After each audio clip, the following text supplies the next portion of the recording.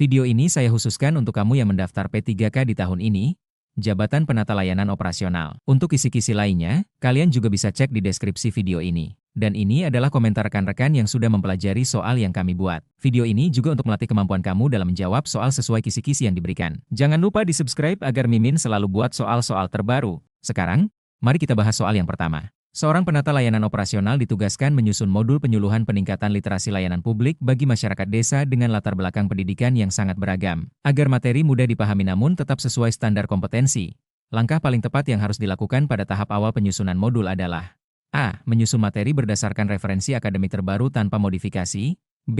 Menentukan metode evaluasi akhir sebelum menyusun isi modul. C. Menyederhanakan seluruh materi tanpa memperhatikan tujuan pembelajaran. D. Menyalin modul sejenis dari instansi lain agar lebih cepat digunakan.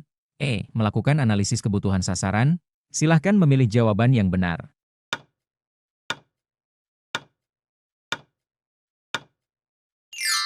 Jawabannya adalah E. Melakukan analisis kebutuhan sasaran. Karena analisis kebutuhan merupakan fondasi utama dalam penyusunan modul penyuluhan, terutama ketika sasaran memiliki latar belakang pendidikan yang beragam. Dengan memahami karakteristik peserta, tingkat pemahaman, serta konteks sosial budaya, penyuluh dapat menentukan kedalaman materi, bahasa yang digunakan, dan contoh-contoh yang relevan. Hal ini sangat penting agar pesan penyuluhan dapat diterima secara efektif.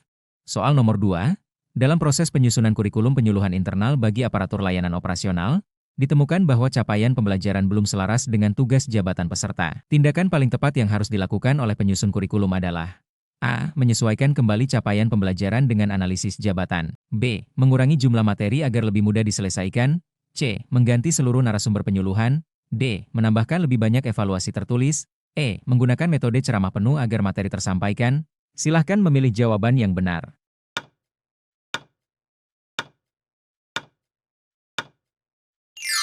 Jawabannya adalah A. Menyesuaikan kembali capaian pembelajaran dengan analisis jabatan. Karena capaian pembelajaran dalam kurikulum harus selaras dengan kompetensi yang dibutuhkan oleh peserta sesuai analisis jabatan. Jika tidak relevan, maka proses pembelajaran menjadi tidak efektif dan tidak memberikan dampak nyata terhadap peningkatan kinerja. Penyesuaian ini memastikan bahwa materi, metode, dan evaluasi benar-benar mendukung pelaksanaan tugas operasional.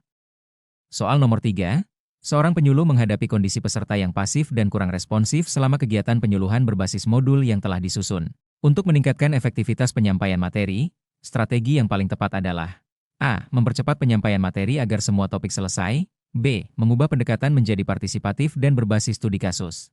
C. Mengurangi sesi diskusi agar suasana lebih kondusif. D. Memberikan materi tambahan dalam bentuk teks panjang. E. Menunda kegiatan hingga peserta lebih siap. Silahkan memilih jawaban yang benar.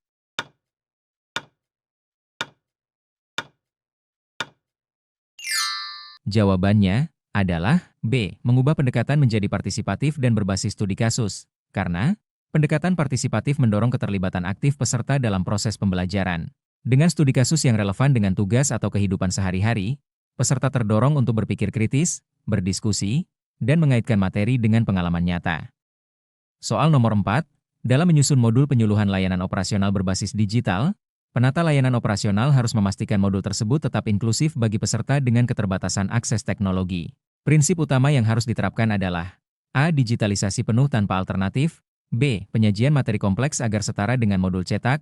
C. Standarisasi format tanpa pengecualian. D. Fleksibilitas media dan akses pembelajaran. E. Penggunaan istilah teknis sebanyak mungkin. Silahkan memilih jawaban yang benar.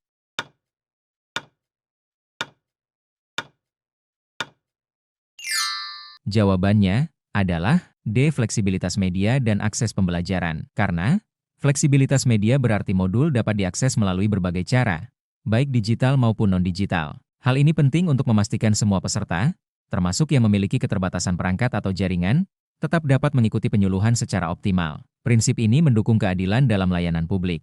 Soal nomor 5, evaluasi hasil penyuluhan menunjukkan bahwa peserta memahami teori, tetapi kesulitan menerapkan dalam praktik layanan operasional. Perbaikan kurikulum yang paling tepat adalah A. Memperkuat porsi praktik dan simulasi kerja. B. Menambah materi konseptual lanjutan. C. Mengurangi durasi penyuluhan. D. Mengganti metode evaluasi menjadi pilihan ganda. E. Menghilangkan diskusi kelompok. Silahkan memilih jawaban yang benar.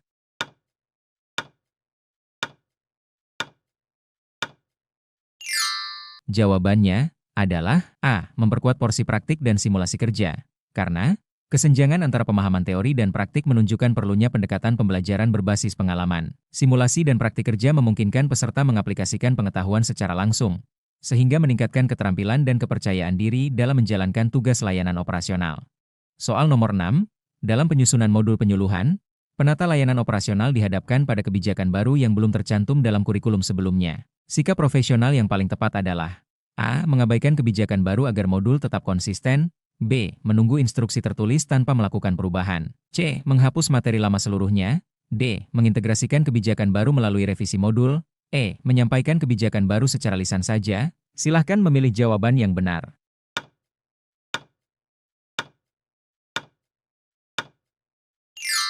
Jawabannya adalah D. Mengintegrasikan kebijakan baru melalui revisi modul.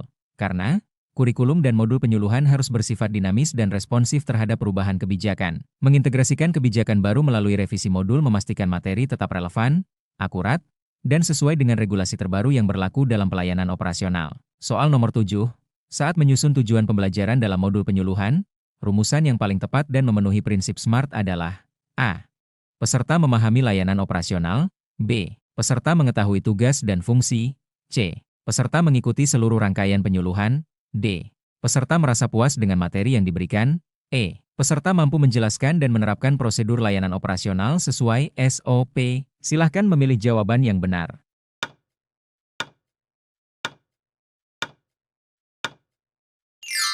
Jawabannya adalah E. Peserta mampu menjelaskan dan menerapkan prosedur layanan operasional sesuai SOP.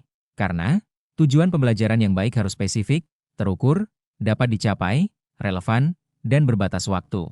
Rumusan pada opsi E jelas menunjukkan kemampuan yang diharapkan, yaitu menjelaskan dan menerapkan prosedur sesuai SOP, sehingga dapat dievaluasi secara objektif. Soal nomor 8, dalam kegiatan penyuluhan, terjadi perbedaan pendapat antar peserta terkait penerapan modul layanan operasional. Peran penata layanan operasional yang paling tepat adalah A. Memfasilitasi diskusi dan mengarahkan pada standar yang berlaku. B. Membiarkan perbedaan tanpa klarifikasi.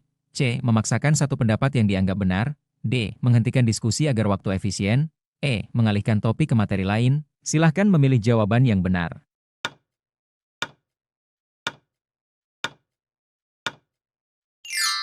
Jawabannya adalah A. Memfasilitasi diskusi dan mengarahkan pada standar yang berlaku. Karena perbedaan pendapat merupakan hal wajar dalam pembelajaran orang dewasa. Peran penyuluh adalah memfasilitasi diskusi secara konstruktif dan mengarahkan peserta pada pemahaman yang sesuai dengan standar dan regulasi yang berlaku, bukan mematikan diskusi. Soal nomor 9, agar modul penyuluhan dapat digunakan secara berkelanjutan dan lintas waktu, aspek penting yang harus diperhatikan dalam penyusunannya adalah A. Ketergantungan pada satu narasumber. B. Bahasa yang sangat teknis. C. Struktur modul yang sistematis dan mudah diperbarui. D. Fokus pada isu jangka pendek. E. Penggunaan media yang mahal. Silahkan memilih jawaban yang benar.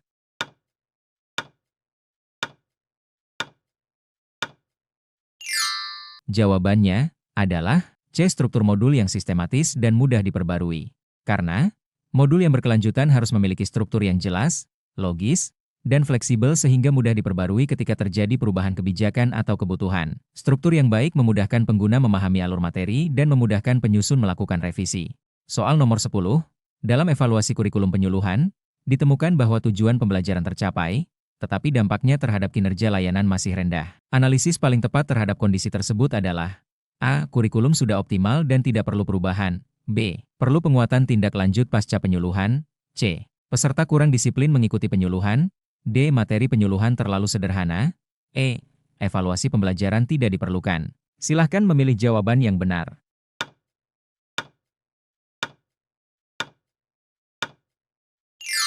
Jawabannya adalah B. Perlu penguatan tindak lanjut pasca penyuluhan.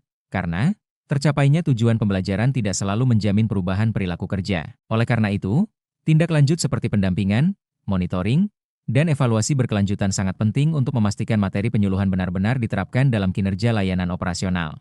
Soal nomor 11, dalam pelaksanaan penyuluhan layanan operasional, penata layanan operasional menemukan bahwa modul yang digunakan terlalu padat materi sehingga waktu diskusi dan refleksi peserta sangat terbatas. Jika tujuan penyuluhan adalah peningkatan kemampuan analisis peserta, keputusan paling tepat yang harus diambil adalah A. Menambah durasi penyuluhan tanpa mengubah modul. B. Mengurangi diskusi agar seluruh materi tersampaikan. C. Mengganti metode penyuluhan menjadi ceramah penuh.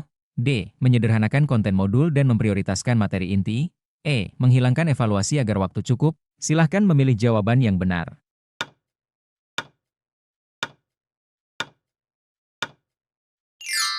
Jawabannya adalah D. Menyederhanakan konten modul dan memprioritaskan materi inti.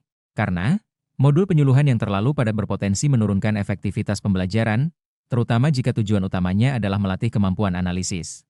Penyederhanaan konten bukan berarti menurunkan kualitas, melainkan memfokuskan materi pada kompetensi inti yang paling relevan dengan kebutuhan peserta dan tujuan penyuluhan. Soal nomor 12, dalam penyusunan kurikulum penyuluhan berbasis kompetensi, indikator keberhasilan yang paling tepat untuk mengukur efektivitas kurikulum adalah A. Perubahan perilaku kerja peserta setelah penyuluhan. B. Jumlah peserta yang hadir penuh. C. Tingkat kepuasan peserta terhadap narasumber. D. Kelengkapan administrasi penyuluhan. E. Jumlah modul yang dibagikan. Silahkan memilih jawaban yang benar.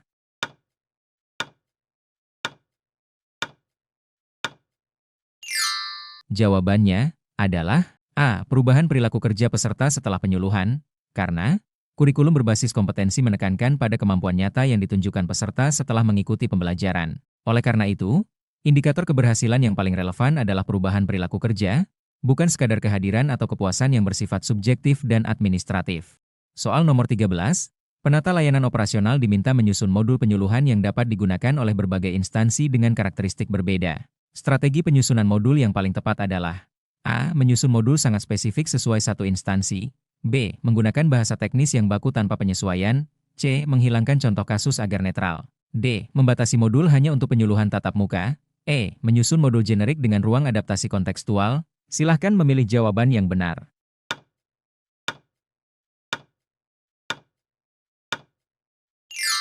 Jawabannya adalah E. Menyusun modul generik dengan ruang adaptasi kontekstual. Karena modul yang digunakan lintas instansi harus memiliki kerangka umum yang kuat namun tetap fleksibel untuk disesuaikan dengan konteks masing-masing instansi.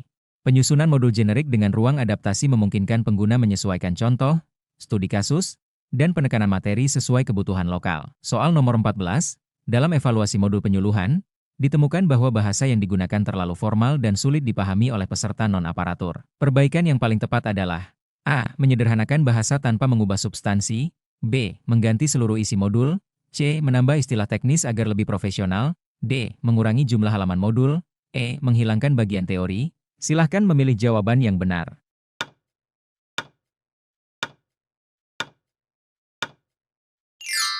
Jawabannya adalah A. Menyederhanakan bahasa tanpa mengubah substansi. Karena bahasa merupakan faktor penting dalam efektivitas penyuluhan. Penyederhanaan bahasa membantu peserta memahami materi dengan lebih baik tanpa mengorbankan substansi dan tujuan pembelajaran. Hal ini sangat penting ketika sasaran penyuluhan berasal dari latar belakang non-aparatur.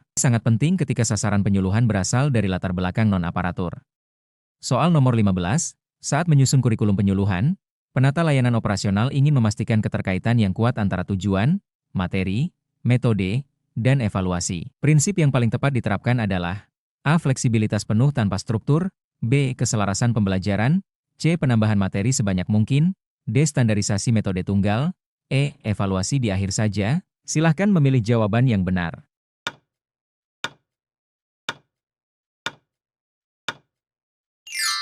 Jawabannya adalah B. Keselarasan pembelajaran.